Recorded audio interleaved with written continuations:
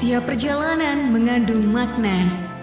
Setiap makna dibangun dari kesungguhan dalam ikhtiar agar menjadi pribadi yang bermanfaat. Dan setiap ikhtiar adalah perwujudan atas penghambaan kepada Sang Khalik.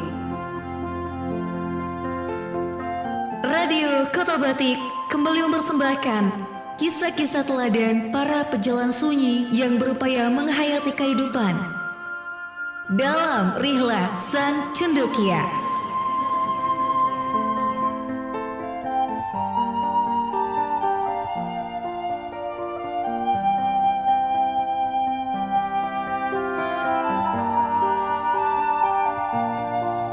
Mendiang Remi Silado dalam bukunya mencatat, di masa kolonial, sejumlah orientalis Belanda banyak melakukan kesalahan ketika mengalih aksarakan aksara Arab Pegon.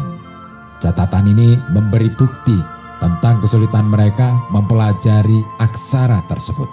Padahal aksara Arab Pegon ini telah digunakan di Nusantara jauh sebelum bangsa Eropa datang. Ketika itu, penggunaan aksara Arab Pegon menyebar luas, tidak terpusat hanya di Pulau Jawa. Lalu apa makna di balik peristiwa itu? Tidak lain bahwa orang-orang Nusantara menyadari betul fungsi aksara. Aksara tidak sebatas sebagai perangkat komunikasi, akan tetapi juga menjadi piranti untuk melawan kolonialisme. Kalangan pondok pesantren, khususnya pesantren salaf, sudah pasti mafhum betul dengan aksara ini. Sejak dulu, aksara ini terus digunakan dan dipelihara, baik dalam kitab-kitab yang mereka baca maupun penulisan karya-karya para santri. Kendati begitu, ada yang menyebut aksara ini dengan sebutan Pegon saja. Ada pula yang mengistilahkannya sebagai Pegon Jawi. Lalu apa itu aksara Pegon? Dalam buku yang berjudul Tulisan Pegon Wujud Identitas Islam Jawa, karangan Titik Pudiastuti, disebutkan aksara Pegon berupa huruf Arab yang digunakan untuk menuliskan bahasa Jawa. Kata Pegon sendiri dalam bahasa Jawa, pego, diartikan ora lumrah anggone ngocapake atau tidak lazim melafalkannya. Sebab secara fisik aksara Pegon berupa huruf Arab, namun bunyinya mengikuti sistem aksara Jawa. Jadi bisa dibilang aksara Pegon adalah akulturasi budaya Islam dengan Jawa. Aksara Pegon ada dua macam, yang berharokat dan tanpa harokat. Yang tanpa harokat biasanya disebut sebagai aksara Arab gundul.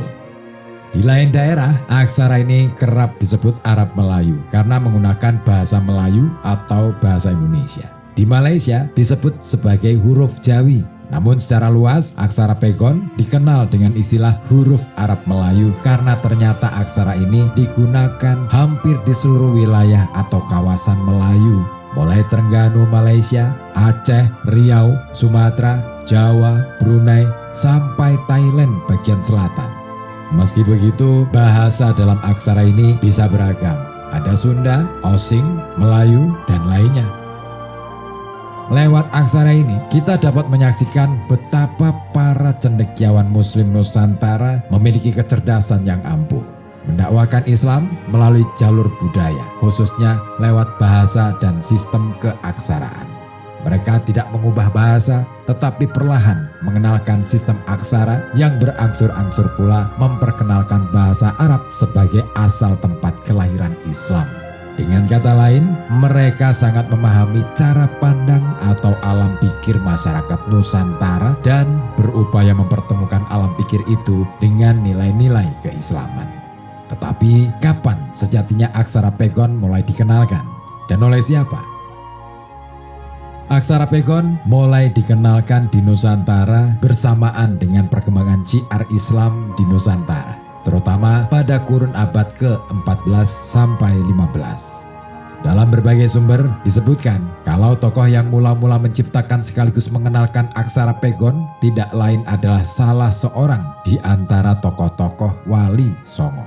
Beliau adalah putra dari seorang cendekiawan Muslim asal Samarkand, Syekh Ibrahim Samarkandi. Ibunya adalah seorang putri dari kerajaan Campa, namanya Candrawulan. Kira-kira sudah Anda temukan nama beliau, kira-kira siapa? Beliau adalah Raden Rahmat atau Sayyid Ali Rahmatullah. Orang lebih mengenal beliau sebagai Sunan Ampel. Kisah awal kelahiran Aksara Pegon tidak lepas dari peran beliau, Sunan Ampel. Kala itu, Kerajaan Majapahit memberinya kepercayaan untuk melakukan upaya perubahan cara pandang serta mengubah perilaku dan kondisi mental masyarakat. Khususnya perilaku para adipati di bawah kekuasaan Majapahit. Para adipati kala itu banyak yang melanggar aturan hukum dan etika. Mereka suka mabuk, judi, foya-foya, sewenang-wenang kepada rakyatnya, bahkan sampai tidak malu ketika mereka meminta upeti. Kemerosotan mental ini membuat kalangan istana resah. Maka ketika Sunan Ampel tiba di istana menemui bibinya, Dyah Dwarawati yang merupakan istri dari Bre Kertabumi, Raja Majapahit itu, Sunan Ampel diberi mandat untuk memperbaiki situasi itu. Singkat cerita, tugas itu dapat dilaksanakan dengan baik oleh Sunan Ampel. Sebagai hadiah, beliau dianugerahi tanah di Ampel Denta. Wilayah ini merupakan kawasan pesisir yang berawa-rawa dan tentu hawa udaranya pun cukup panas. Walau begitu, di daerah ini sudah cukup banyak penghuninya. Ratusan penghuni ini menjadi tanggung jawab Sunan Ampel. Di bawah kepemimpinannya, kawasan Ampel Denta kemudian cepat berkembang. Tak heran jika Ampel Denta menjadi kawasan yang menarik perhatian. Dan makin hari makin banyak pula yang datang dan menghuni kawasan ini. Inilah yang kemudian membuat Sunan Ampel berinisiasi mendirikan sebuah lembaga pendidikan berupa pesantren. Dari inisiasi ini, beliau kemudian mengembangkan metode pengajaran, salah satunya dengan menciptakan Aksara Pegon. Aksara ini mula-mula ditujukan agar masyarakat dapat secara perlahan beradaptasi dengan huruf-huruf Arab yang tertulis di dalam Mushaf Al-Quran. Namun pada perkembangannya, aksara ini bahkan menjadi bagian dari denyut budaya pesantren yang dibangunnya, menjadi khasanah literatur yang memiliki kekhasan. Dari pengalaman sejarah itu, kita dapat memetik hikmah bahwa untuk mengajarkan sesuatu yang baik, seseorang perlu memahami terlebih dahulu karakter orang yang akan diajar, bahkan budaya yang berlaku di masyarakat. Tentu, langkah ini diperlukan kecerdasan yang tidak sekadar kecerdasan akal, akan tetapi juga meliputi kecerdasan emosi, sosial, dan spiritualitas. Sunan Ampel telah memberi kita teladan itu. Langkah yang beliau kerjakan bisa saja dianggap sederhana, namun tidak bisa dianggap enteng.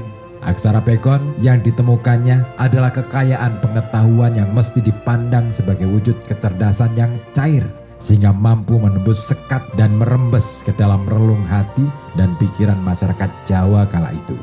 Aksara bukan sekadar aksara. Aksara memiliki makna dan dilahirkan dari pemikiran yang brilian. Sebuah pesan bagi masa depan tentang arti pentingnya membaca.